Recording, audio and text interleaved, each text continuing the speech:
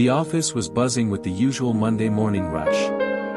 Phones rang, keyboards clicked, and conversations overlapped as employees hurried to meet deadlines. In the corner of the lobby, however, a man pushed his cleaning cart quietly, unnoticed by most. His name was Daniel, a single father in his early 40s, working 2 jobs to provide for his daughter. Life had not been kind to him. His wife had passed away years ago, leaving him to raise little Emma on his own.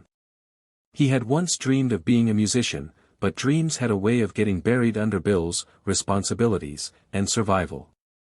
Daniel worked as a janitor in this corporate building, cleaning floors, emptying trash bins, and mopping up spills. He was kind and soft-spoken, but nobody really paid attention to him. To most of the employees, he was just the janitor, a man with a mop and gloves, blending into the background.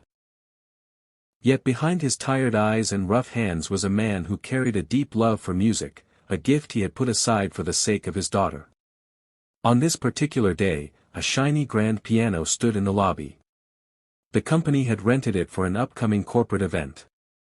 Employees walked past it, some plunking a few awkward notes, giggling at their lack of skill.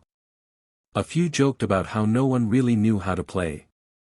One young intern smirked as he saw Daniel pushing his cart nearby. "Hey, maybe the janitor should give it a try," he called out, loud enough for others to hear. A few people chuckled, the kind of laughter that carried both amusement and dismissal. Daniel paused, unsure if they were serious or just mocking him. He glanced at the piano and then back at the group watching him. His heart raced. For a moment, he thought about ignoring it and just walking away. After all, what did it matter? But then, almost without realizing it, he found himself moving closer. His daughter's voice echoed in his head, "Daddy, you should play again. You're amazing."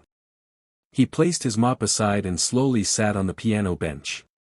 The laughter around him quieted, now shifting into curiosity. They didn't really expect anything, at most, maybe a clumsy attempt at "Twinkle Twinkle Little Star." But the moment Daniel's fingers touched the keys, the atmosphere in the entire lobby changed. He began softly, his hands gliding with practiced ease over the ivory keys.